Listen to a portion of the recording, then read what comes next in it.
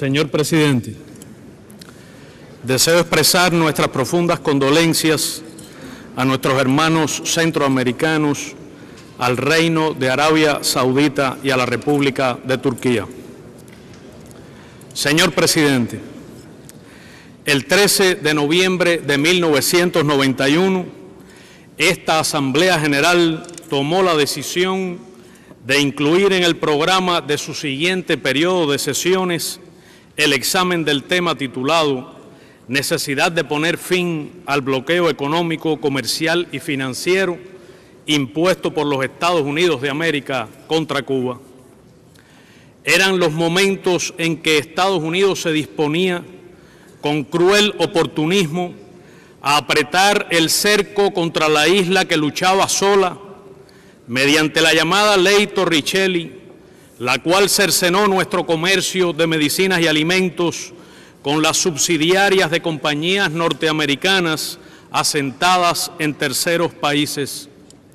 Fue ese el acto oficial que hizo notoria y pública la aplicación extraterritorial de las leyes del bloqueo contra terceros estados. Hubiera parecido imposible entonces que 20 años después esta Asamblea estaría hoy considerando el mismo asunto, tan estrechamente vinculado al derecho de los pueblos a la autodeterminación, al derecho internacional, a las reglas internacionales de comercio,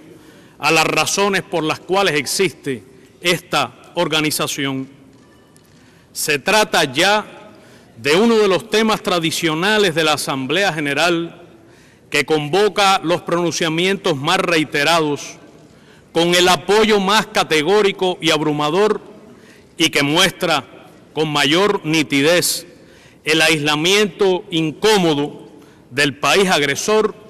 y la resistencia heroica de un pueblo negado a ceder sus derechos soberanos. Durante 2 décadas, la comunidad internacional ha reclamado invariable y sostenidamente que se ponga fin al bloqueo económico, comercial y financiero de los Estados Unidos contra Cuba. Lo ha hecho por medio de las resoluciones que cada año se aprueban casi unánimemente, de las decenas de apelaciones de jefes de Estado y de delegaciones que se refieren al tema en el debate general de alto nivel de esta Asamblea y de los pronunciamientos de casi todos los organismos internacionales y agrupaciones de estados, en particular los de América Latina y el Caribe. En 1996, la ley Helms-Burton amplió de manera inédita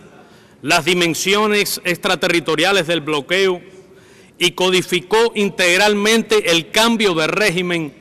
y la ulterior intervención directa en Cuba. Nadie conoce que el Plan Bush para Cuba del año 2004 haya sido dejado sin efecto. El informe del secretario general dedicado a este tema,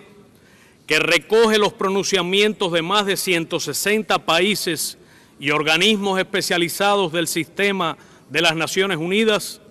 ilustra con abundantes datos la persistencia de esta política criminal y sus efectos directos sobre la población y la economía cubanas. El daño económico directo ocasionado al pueblo cubano por la aplicación del bloqueo supera ya los 975.000 millones de dólares, calculado al depreciado valor del dólar frente al oro.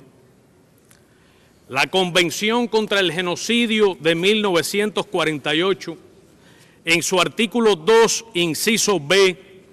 tipifica como acto de genocidio, y cito, la lesión grave a la integridad física o mental de los miembros del grupo, fin de la cita. Y en su inciso C, cito, el sometimiento intencional del grupo a condiciones de existencia que hayan de acarrear su destrucción física total o parcial, fin de la cita. Los objetivos del bloqueo han sido,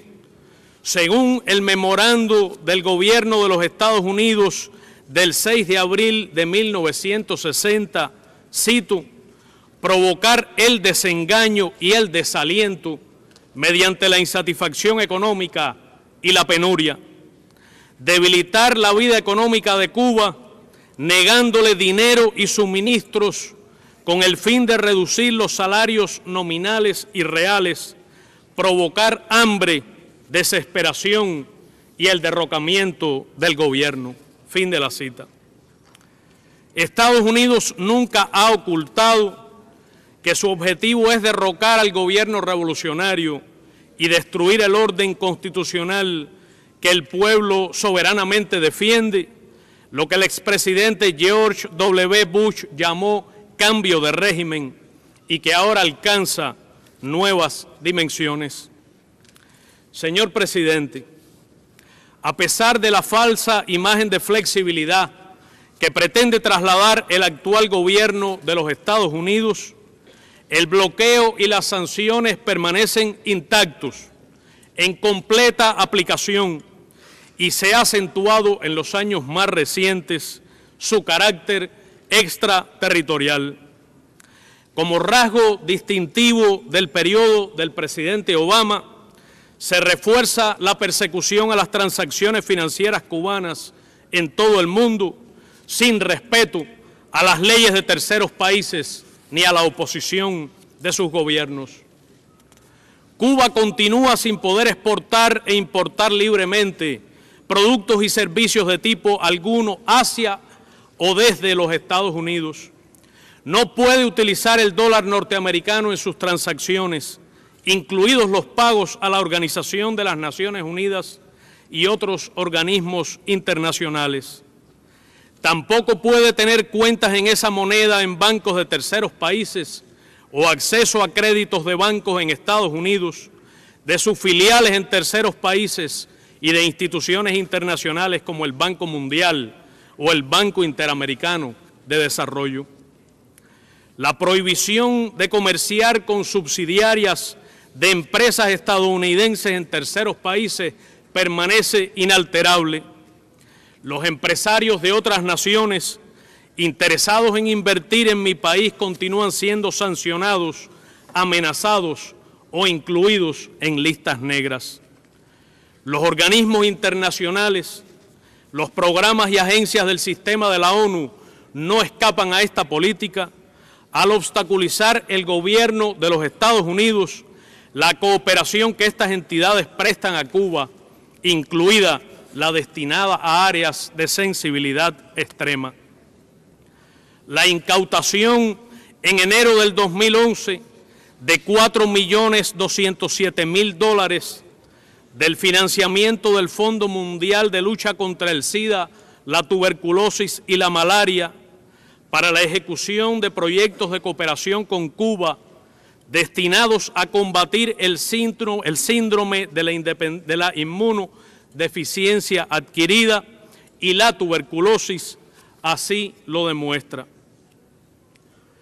Como resultado de la denuncia de Cuba, el Departamento del Tesoro estadounidense emitió una licencia general